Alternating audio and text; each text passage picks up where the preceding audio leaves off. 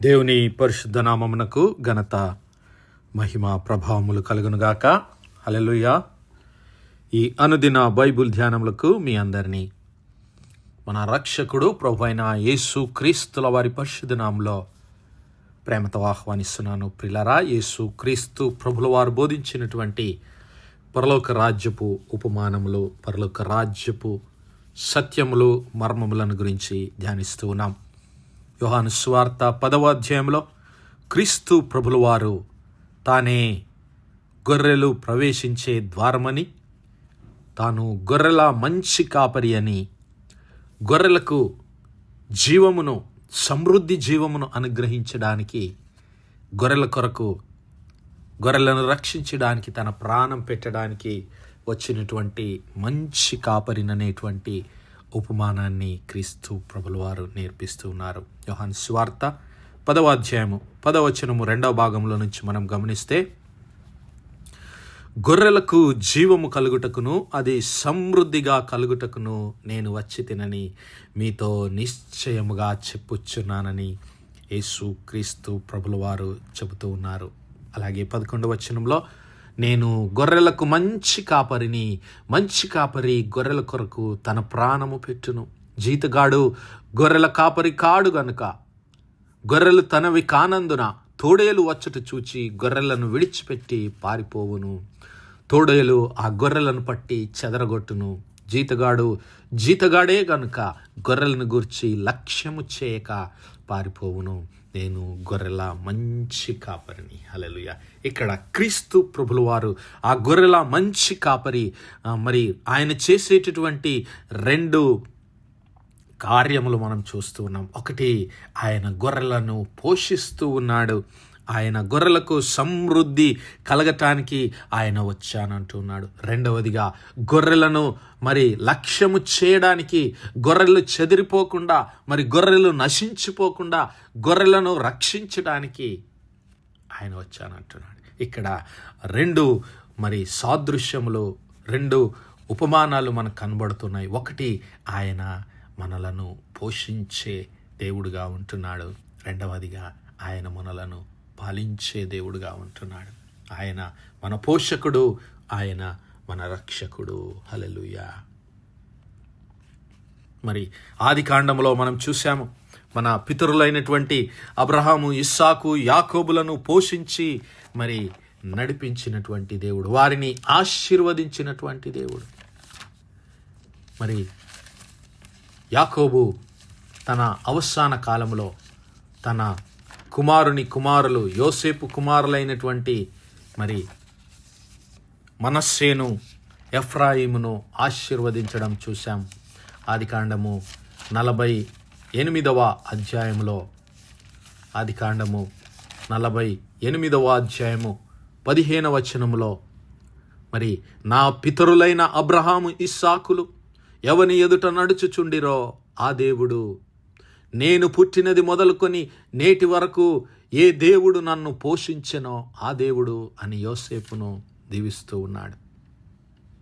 అలాగే ఆదికాండము 49వ అధ్యాయము 22 వచనాల నుంచి గమనిస్తే, అక్కడ మరి తన కుమారులందరినీ దీవిస్తూ, ఇక్కడ యోసేపును కూడా ఆయన దీవిస్తూ, యోసేపు పైన ఆయన పలికినటువంటి ఆశీర్వచనాలను మరొకసారి మనం గమనిద్దాం. తన కుమారులందరినీ తన దగ్గరకు పిలిపించి, యాకోబు తన కుమారులను పిలిపించి ఇట్లా, నేను మీరు కూడి రండి, అంత్య దినములలో మీకు సంభవింపబోవు సంగతులను తెలియజేస్తాను.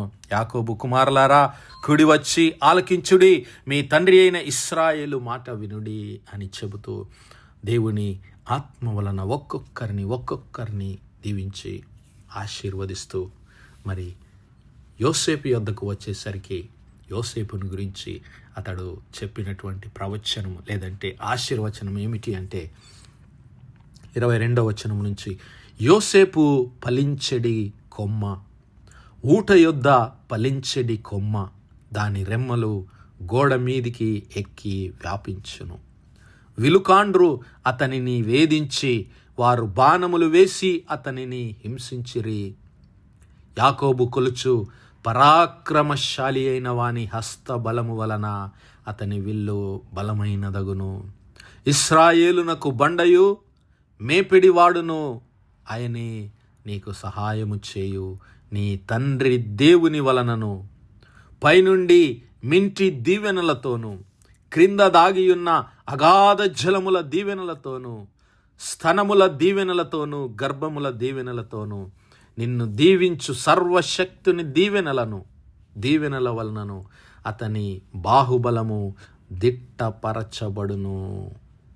నీ తండ్రి దీవెనలు నా పూర్వీకుల దీవెనలపైని చిరకాల పర్వతముల కంటే హెచ్చుగా ప్రబలమగును అని యోసేపు తల మీదను తన సహోదరుల నుండి వేరుపరచబడిన వాని నడిమినెత్తి మీదను ఉండును. హల్లెలూయా అని మరి యోసేపును ఇక్కడ యాకోబు ఆశీర్వదిస్తూ ఉన్నాడు. మరి ఆయన ఆశీర్వదించినటువంటి ఆ ఆశీర్వచనాలను గనుక మనము దగ్గర నుంచి గమనిస్తే మరి తన దేవుని దీవెన ఆశీర్వాదములు తన్ను పోషించి మరి ఆశీర్వదించినటువంటి ఆ దేవుని దీవెనలు తన జీవితకాలమంతా తన్ను మరి కాచి కాపాడి తన పితరుల దేవుడు ఇదిగో ఆ దేవుని వలననే ఆయన ఇంతగా ఆశీర్వదించబడ్డానని సాక్ష్యం పలుకుతూ మరి యోసేపు పైన ఆశీర్వచనాలు ఆయన పలుకుతున్నాడు. యోసేపుని గురించి ఇదిగో యోసేపు ఫలించెడి కొమ్మ, ఊట యొద్ద ఫలించెడి కొమ్మ. ఏమిటి ఆ ఊట అంటే దేవుని జీవజలముల ఊట. దేవుని ధర్మశాస్త్రమునందు దివారాత్రములు ధ్యానించువాడు ధన్యుడు. వాడు ఎలాగుంటాడంటే ఆకు వాడక తన కాలమందు ఫలమిచ్చు చెట్టు వలె ఉంటాడన్నాడు కదా. నీటి యోరన నాటబడినదై ఆకు వాడక తన కాలమందు ఫలమిచ్చు చెట్టు. మరి ఆ దేవుని వాక్యం అనేటువంటి జీవజలముల ఊట యొద్ద నాటబడినటువంటి వాడే యోసేపు. దేవుని యందు భయభక్తులు కలిగి దేవుని మాటలకు మరి విధేయత కలిగి జీవించి ఆశీర్వదించబడినటువంటి వాడు. ఊట యొద్ద ఫలించెడి కొమ్మ, దేవుని మాటల ద్వారా దేవుని యందు భయభక్తులు కలిగి దేవుని మాటకు విధేయత కలిగి జీవించి ఆశీర్వదించబడినటువంటి వాడు. విలుకాండ్రు అతనిని వేధించిరి, వారు బాణములు వేసి అతనిని హింసించిరి. తన సహోదరులు ఆయనను అవమానించారు. ఆ పోతీఫరు ఇంట్లో ఆయన అవమానాలకు గురయ్యాడు. ఎన్ని హింసలు, ఇరుకులు, ఇబ్బందులు ఎదురైనా మరి ఎంతమంది ఆయనను అణచివేయాలని చూసినా వారి బాణములు మరి బలహీనమైపోయాయి. కానీ యోసేపు బాణములు మరి విటుకాండ్రు అతనిని వేధించి బాణములు వేసి అతనిని హింసించిరి. కానీ వారి బాణములు బలహీనమైపోయాయి. ఇతని విల్లు బలమైనదైనది. ఆయన సాక్ష్యము, ఆయన మరి దేవుని సన్నిధిలో నడిచినటువంటి ఆయన సాక్ష్యము, దేవుడు ఆయనకు తోడుగా ఉండి వారు చేసినటువంటి కుయుక్తులన్నిటి నుంచి, వారు వేసినటువంటి అపవాది విసిరినటువంటి బాణములన్నిటినీ, శత్రు విసిరిన బాణములన్నిటినీ జయించడానికి దేవుడు మరి యోసేపు పక్షమున నిలబడ్డాడు. హల్లెలూయా. అందుకే ఆయన అంటున్నాడు, ఇదిగో విటుకాండ్రు అతనిని వేధించిరి, వారు బాణములు వేసి అతనిని హింసించిరి. కానీ యాకోబు కొలుచు పరాక్రమశాలి అయినటువంటి దేవుడు, ఆయన హస్త బలము వలన అతని విల్లు బలమైనదగును. ఇక్కడ మరి యాకోబు దేవుడు పరాక్రమశాలి అయినటువంటి దేవుడు, మరి సర్వశక్తిమంతుడైనటువంటి దేవుడు. అబ్రహాము, ఇస్సాకు, యాకోబు దేవుడినని ఆయన పలికినాడు. మోషేతో మరి ఆ మండుచున్నటువంటి అగ్ని పొద యొద్ద జరిగినటువంటి సంభాషణను మనం వింటే దేవుడు ఆయనను తను తాను పరిచయం చేసుకుంటున్నాడు. ఇదిగో నేను నీ తండ్రి దేవుడను, అబ్రహాము దేవుడను, ఇస్సాకు దేవుడను, యాకోబు దేవుడనని మోషేతో చెప్పుతూ ఉన్నాడు దేవుడు. హల్లెలూయా. మరి ఆ యాకోబు దేవుడు, ఆ బలమైన దేవుడు, ఆ శక్తిమంతుడు, సర్వశక్తిమంతుడైన దేవుడు మరి యోసేపుకు తోడుగా ఉండి శత్రువులు అతనిపైన వేసిన బాణములన్నిటినీ, వారి మరి అపవాది తంత్రములన్నిటినీ, శత్రువు తంత్రములన్నిటినీ, పన్నాగములన్నిటినీ కొట్టివేశాడు. అంతేకాదు, మరి ఇశ్రాయేలునకు బండయు మేపెడివాడు. హల్లెలూయా. ఇశ్రాయేలునకు బండ అనగా ఇశ్రాయేలునకు ఆశ్రయదుర్గమైనటువంటి దేవుడు, ఇశ్రాయేలులను కాపాడి నడిపించినటువంటి దేవుడు, ఎర్ర సముద్రాన్ని 2 పాయలుగా చీల్చి ఇశ్రాయేలు ప్రజలను నడిపించి విడిపించి కాపాడినటువంటి దేవుడు, బండ నుండి జలములను ప్రవాహములుగా ఇశ్రాయేలు ప్రజల కొరకు రప్పించిన దేవుడు, ఆయనే ఇశ్రాయేలునకు ఆశ్రయమైనటువంటి వాడు. ఇశ్రాయేలునకు బండయు మేపేడివాడును, ద షెపర్డ్ ఆఫ్ ఇస్రాయేల్. హల్లెలూయా. The stone and the shepherd of the Israel. ఆయనే ఇశ్రాయేలునకు ఆశ్రయదుర్గము, ఇశ్రాయేలు కాపరి, ఆయనే ఆ దేవుడు. ఇక్కడ మరి ఇశ్రాయేలులను పోషించినటువంటి దేవుడు, ఇశ్రాయేలులను నడిపించినటువంటి దేవుడు, ఇశ్రాయేలునకు మరి ఇశ్రాయేలును కాపాడినటువంటి దేవుడు, ఆయనే నీకు సహాయము చేయు వాడు. ఆయనే నీకు సహాయం చేయు నీ తండ్రి దేవుని వలన, ఆ దేవుని వలన నీ పితరుల తండ్రి, నీ పితరుల దేవుడైనటువంటి ఆ యొక్క ఇశ్రాయేలు దేవుడు పరాక్రమశాలి, సర్వశక్తిమంతుడైనటువంటి దేవుడు. ఇదిగో ఇశ్రాయేలునకు బండ, ఆశ్రయదుర్గమైనటువంటి దేవుడు. మరి ఆయన పైనుండి మింటి దీవెనలతోనూ, క్రింద దాగి ఉన్న అగాధ జలముల దీవెనలతోనూ, అలాగే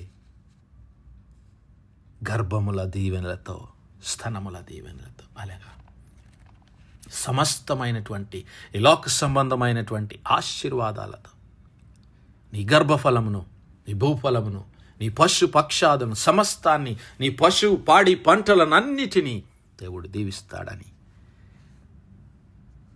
యాకోబు యోసేపును దీవిస్తున్నాడు. మరి నా సహోదరుడా, నా సహోదరి, ఆ ఇశ్రాయేలుకు ఆశ్రయదుర్గమైన దేవుడు, సర్వశక్తిమంతుడైనటువంటి దేవుడు, ఇశ్రాయేలు కాపరి అయిన దేవుడు ఈరోజు మనలను కూడా పోషించి కాపాడి నడిపించడానికి సిద్ధంగా ఉన్నాడు. మరి నీవు నేను ఆయన వైపు చూడవలసినటువంటి వారమై ఉన్నాము. ఆయన స్వరం విని మరి ఆయన ప్రియ కుమారుడైన యేసు క్రీస్తు ప్రభుల వారి పరిశుద్ధ నామములో విశ్వాసం ఉంచిన యెడల నీవు నేను యోసేపు వలె ఆ నీటి ఊట యొద్ద నాటబడినటువంటి ఫలించడి కొమ్మ వలె ఆశీర్వదించబడతాం, దీవించబడతాం. అతి కృప, అతి ధన్యత దేవుడు మనందరి జీవితాల్లో దయచేయనుగాక. ఆమేన్, ఆమేన్, ఆమేన్. ప్రార్థించుకుందాం. హల్లెలూయా, హల్లెలూయా, హల్లెలూయా, హల్లెలూయా. స్తోత్రము, స్తోత్రము, స్తోత్రము, స్తోత్రములు తండ్రి. అత్యంత కృపాభరితుడువు, అత్యున్నత సింహాసనంపై ఆసీనుడమైన మా ప్రియ పరమ తండ్రి, జీవము కలిగినటువంటి మా దేవ, సైన్యములకు అధిపతివగు మా యెహోవా తండ్రి, కృపా కనికరములు గల మా ప్రభా, సూర్యోదయం మొదలుకొని ఇంత మటుకు మా తండ్రి మీ చాలా రెక్కల నీడను భద్రపరిచి అయ్యా మరొకసారి మీ ప్రియ కుమారుడు మా ప్రభువైన యేసు క్రీస్తుల వారి పరిశుద్ధ నామములో దేవా మీ కృపా సన్నిధానంలో ప్రార్థించడానికి సజీవ లెక్కలో మమ్మల్ని లెక్కించిన మీ ప్రేమకు వందనాలు, కృతజ్ఞతాస్తుతులు, స్తోత్రాలు, స్తోత్రాలు, స్తోత్రాలయ్యా. దినమెల్లా మీ యొక్క పరిశుద్ధాత్మ సహాయము, నడిపింపు, ఆదరణ, సహవాసాన్ని మాకు అనుగ్రహించిన తండ్రి మీకే లెక్కలేని వందనాలు, కృతజ్ఞతాస్తుతులు, స్తోత్రాలు, స్తోత్రాలు, స్తోత్రాలు చెల్లిస్తున్నాం. అవును మా ప్రభువా, మీ యొక్క పరిశుద్ధాత్మ సహాయము, ఆదరణ, సహవాసం ఎల్లవేళలా మాకు అనుగ్రహించి తోడుగా ఉంచి నడిపిస్తున్న దేవా మీకే వందనాలు, స్తుతులు, స్తోత్రాలు. మీ ప్రియ కుమారుడైన యేసు క్రీస్తు ప్రభుల వారు అనుగ్రహించేటటువంటి ఆ జీవ జలములను మా ప్రభువా మేము పొందుకొని ఆ జీవ జలముల యొద్ద నాటబడినటువంటి మొక్కల వలె మేము మీ సన్నిధానంలో ఫలించేడి కొమ్మల వలె అయా ఆశీర్వదించబడటానికి మీ కృప సహాయం దయచేయండి. తద్వారా మరి సర్వశక్తిమంతుడైనటువంటి తండ్రి అయిన దేవుని ఆశీర్వాదాలు, ఇదిగో ఇశ్రాయేలునకు ఆశ్రయదుర్గమైనటువంటి ఆ తండ్రి అయిన దేవుని ఆశీర్వాదాలు, ఇదిగో ఇశ్రాయేలు కాపరి అయినటువంటి ఆ సర్వశక్తిమంతుడైన దేవుని దీవెనలు, ఆశీర్వాదాలు మేమందరం పొందుకొని మీ సాక్షులుగా ఈ లోకంలో జీవించే కృప దయచేయమని సమస్త మహిమ, ఘనత, ప్రభావాలు మీ నామానికే చెల్లిస్తూ మా ప్రభువును, మీ ప్రియ కుమారుడు, మా రక్షకుడునైనా యేసు క్రీస్తుల వారి పరిశుద్ధ నామమున ప్రార్థించి వేడుకుంటున్నాం మా పరలోకపు తండ్రి. ఆమేన్, ఆమేన్, ఆమేన్. God bless you all. Praise the Lord. Shalom.